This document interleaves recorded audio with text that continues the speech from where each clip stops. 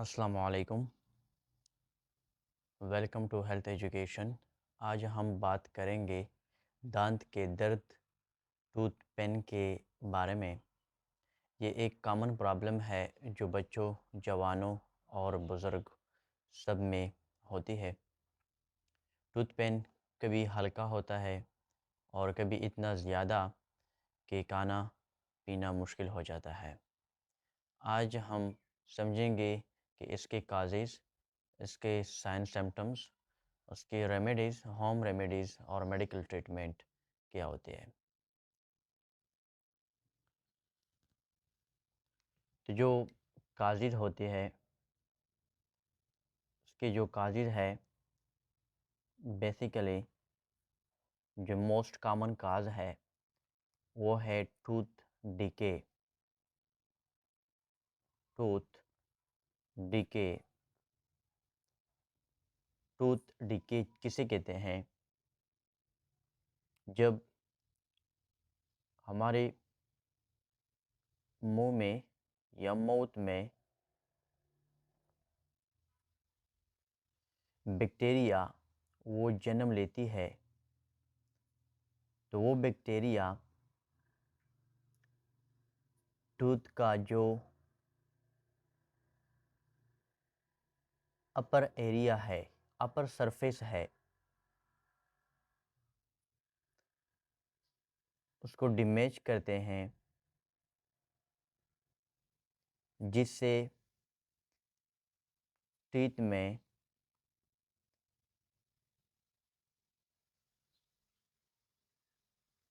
Cavity पैदा होती है और होल्स पैदा हो सकते हैं। सेकेंडली, जो कि मोस्ट इम्पॉर्टेंट है, वो है gum infection. Gums infection, gums infection मसोड़ों की जो बीमारी होती है जिसमें स्वेलिंग होती है ऑफ गम्स या स्वेलिंग ऑफ फेस आल्सो, और इसके साथ ब्लीडिंग भी होती है।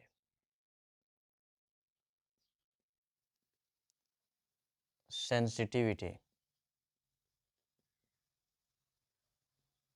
जब हम कुछ गर्म या ठंडा लेते हैं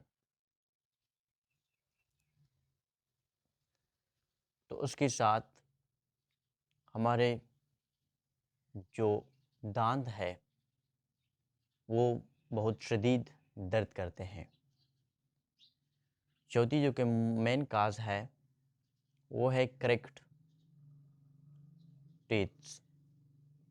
करेक्ट टीथ, जब हम कुछ हार्ड, सख्त फूड वगैरह लेते हैं तो उसके चबाने से हमारे दांत में दर्द हो सकती है। पांचवा जो है वो विस्डम टूथ, विजडम टूथ, जिसको थर्ड मोलर टूथ भी कहते हैं, जो कि लास्ट में होता है। दांत के जो पेयर्स है उसके लास्ट में जो होता है, जो दांत, उसको मोलर टीथ कहते हैं या विजडम टीथ कहते हैं, जिसमें पेन हो सकते हैं वो at the age of 17 to 18 years. इसका जो छठा जो मेन काज है वो है sinus pain. Sinus pain mostly flu, ज़ुकाम की वजह से हो सकती है, जिसमें जो साइनस कैविटी है, साइनस कैविटी में फ्लूइड एक्युमुलेशन होती है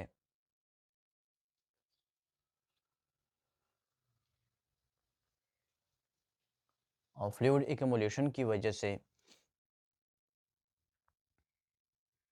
जो अपर जॉ के जो टीथ्स है उन टीथ में पेन होता है।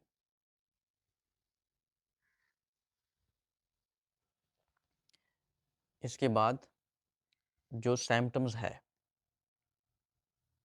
Symptoms of tooth pen,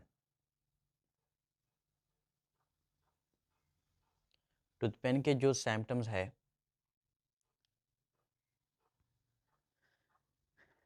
number 1 sharp pain, secondly swelling in the gums,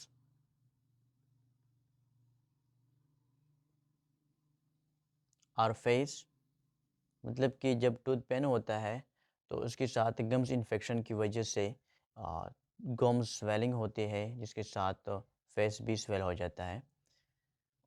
और तीसरी च्यूइंग पेन, जब हम खाना खाते हैं तो खाने के दौरान भी पेन होता है। चौथा बेड टेस्ट, बेड टेस्ट, मुंह से बदबू आती है या पस एक्यूमुलेशन होती है ड्यू टू बैक्टीरियल इन्फेक्शन।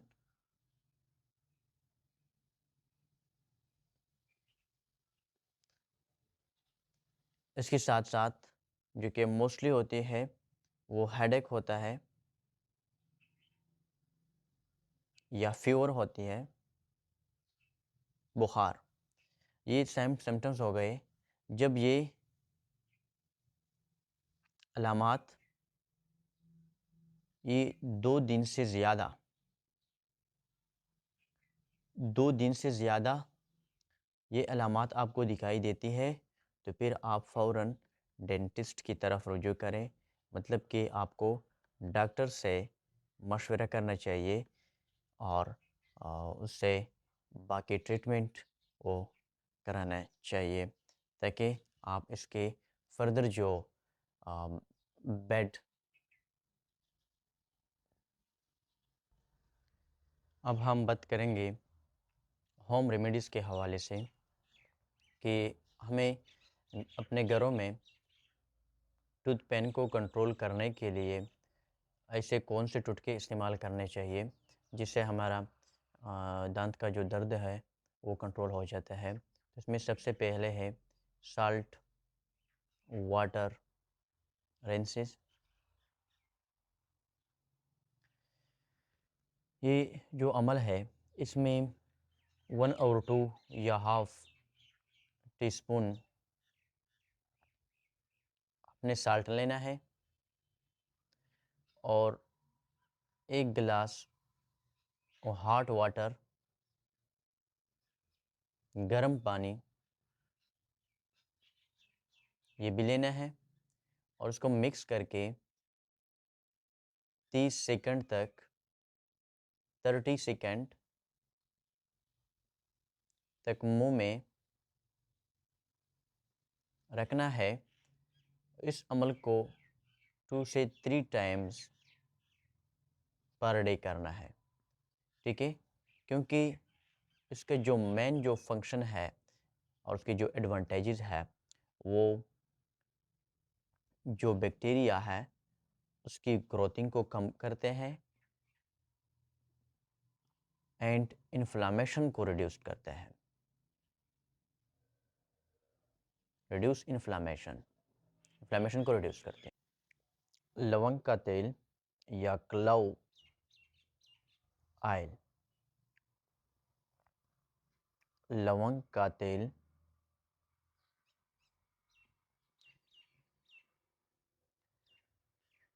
इसमें एक कॉटन स्वब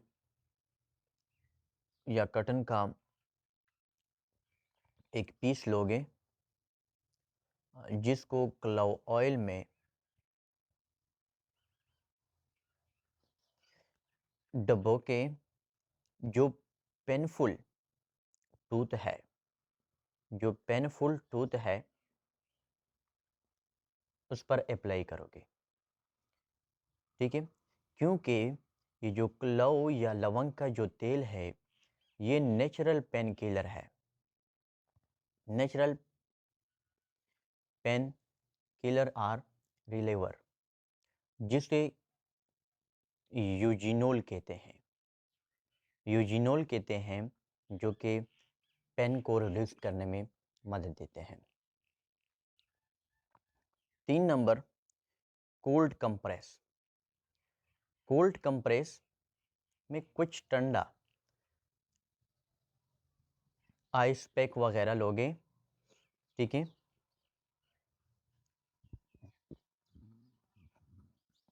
और इसको जो पेनफुल एरिया है वहाँ पर अप्लाई करोगे, जिससे पेन कंट्रोल हो सकता है। ये जो आइस पैक है इसको 10 to 15 to 20 minutes painful area पर रखना है, क्योंकि इसकी जो करेक्टरिस्टिक है वो स्वेलिंग एंड पेन दोनों को रिड्यूस करता है। इसके बाद गार्लिक पेस्ट। गार्लिक पेस्ट जो लहसुन होती है, लहसुन का टुकड़ा लोगे और उसको साल्ट के साथ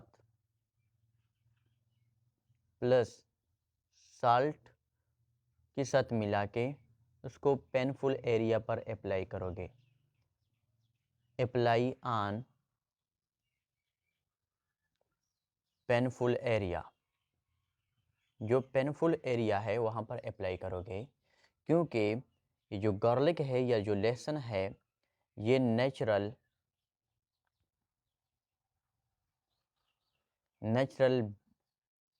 एंटीबैक्टीरियल है। एंटी बैक्टीरियल जो कि बैक्टीरिया की ग्रोथ को और उसकी जो नंबरिंग है उसको रिड्यूस कर देती है। इसके बाद हम और जो तरीके इस्तेमाल कर सकते हैं वो पेपरमेंट ऑयल और टी इसको भी इस्तेमाल कर सकते हैं। जो पुदीना है, पुदीने के पत्ते उसको इस्तेमाल कर सकते हैं। पेपरमेंट पुदीने को कहते हैं, ठीक है? इसके जो पौधे हैं उसको टी में मिला के और इसको या उसकी जो ऑयल है उसको जेंटली आप जो माइल्ड लेवल के जो पेन होते हैं उसके लिए इस्तेमाल कर सकते हैं। माइल्ड लेवल पेन उसके लिए हम इसको इस्तेमाल कर सकते हैं। अब हम बात करेंगे मेडिकल ट्रीटमेंट के हवाले से। अगर आप 2-3 दिन से अपने टूथ पेन में मुब्तला है और आप होम रेमेडीज़ भी इस्तेमाल कर चुके हैं, तो आपको उसके बाद डॉक्टर की तरफ रुजू करना है और डॉक्टर की प्रिस्क्रिप्शन से आपने मेडिसिन वगैरह लेने हैं। अगर आप कोई मेडिसिन विदाउट डॉक्टर प्रिस्क्रिप्शन लोगे तो आपको इसके और साइड इफ़ेक्ट का भी सामना करना पड़ सकता है। तो सबसे पहले डॉक्टर मेडिकली एंटीबायोटिक वो प्रिस्क्राइब करते हैं, जो मोस्टली एंटीबायोटिक यूज्ड होते हैं टू कंट्रोल पेन और बैक्टीरियल इन्फेक्शन इन टीथ्स। उसमें मोस्टली एमोक्सिसिलिन हो सकते हैं। एमोक्सिसिलिन जो कि 500 mg में आते हैं। एडल्ट वो ओडी में लेते हैं, ठीक है? और इसके साथ साथ मेट्रोनिडाज़ोल कि 400 mg के डोज़ में आते हैं, ठीक है? और ये जो प्रिस्क्रिप्शन है उसको मतलब कि 5 टू 7 डेज़ वो बंदा इसको ले सकते हैं। उसके साथ जो पेन किलर वो प्रिस्क्राइब करते हैं, पेन किलर में आइबुप्रोफेन,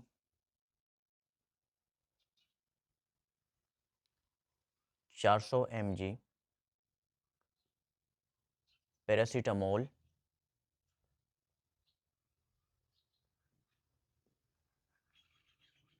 500 mg,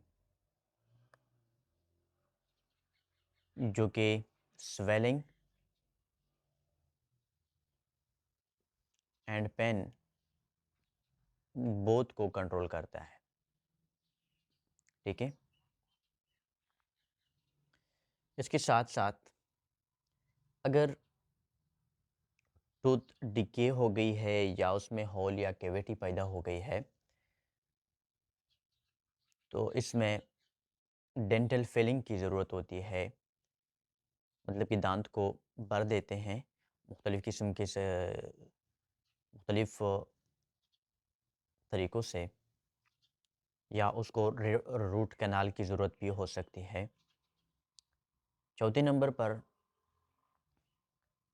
जब दांत मुकम्मल तौर पर डैमेज हो जाते हैं तो टूथ एक्सट्रैक्शन करते हैं।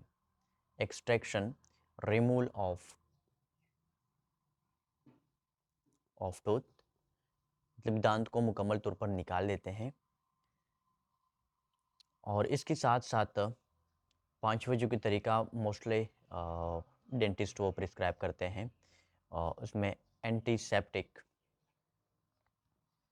एंटीसेप्टिक माउथ वॉशेज़ वो भी लेते हैं, जो कि जो इन्फेक्शन होती है उसको कंट्रोल करती है। और इसमें जो मोस्टली इस्तेमाल होती है वो क्लोरहेक्सेडीन क्लोरहेक्सेडीन माउथ फेस वॉश इस्तेमाल माउथ वॉश जो कि जिसको हम इस्तेमाल करते हैं।